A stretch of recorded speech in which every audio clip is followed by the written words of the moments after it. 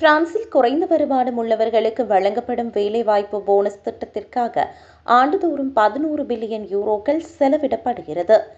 இந்நிலையில் இதனால் வேலைவாய்ப்பு விகிதத்தில் எந்தவொரு சாதகமான மாற்றமும் ஏற்படவில்லை என்று தணிக்கை நீதிமன்றம் செனட் சபையில் தெரிவித்துள்ளது. 2016ஆம் ஆண்டு தொழிலாளர்களின் வாங்கும் திறனை அதிகரிக்கவும் வேலைவாய்ப்பை ஊக்குவிக்கவும் இந்த திட்டம் ஆரம்பிக்கப்பட்டது. ஆனால் வேலை தேடுபவர்களில் 80% இந்த போனஸ் தொகையை ஒரு பொருட்டாகவே கருதுவதில்லை என்று தணிக்கையாளர் குறிப்பிட்டுள்ளார். முழுநேர ஊழியர்களின் வறுமையை ஒழிக்க இந்த போனஸ் உதவியுள்ள போதிலும் பகுதி நேர பணியாளர்களுக்கு இது பெரிய அளவில் உதவவில்லை. எனவே வேலைவாய்ப்பை ஊக்குவிக்க தவறிய இந்த திட்டத்தில் சில முக்கிய மாற்றங்களை செய்ய நீதிமன்றம் பரிந்துரைத்துள்ளது.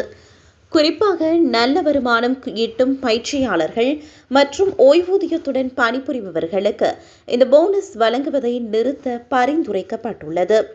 இதன் மூலம் அரசுக்கு ஆண்டுக்கு 300 மில்லியன் யூரோக்களுக்கு மேல் மீதமாகும் என கணக்கிடப்பட்டுள்ளது. தற்போது குறைந்தபட்ச ஊதியத்தில் 50% ஈட்டுபவர்களுக்கே இந்த போனஸ் வழங்கப்படுகிறது.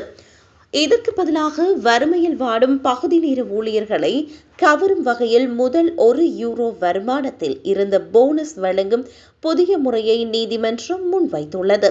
எனினும் அரசு கடந்த ஏப்ரல் மாதம் 3 மில்லியன் குடும்பங்களுக்கு €50 போனஸ் தொகையை உயர்த்தியது.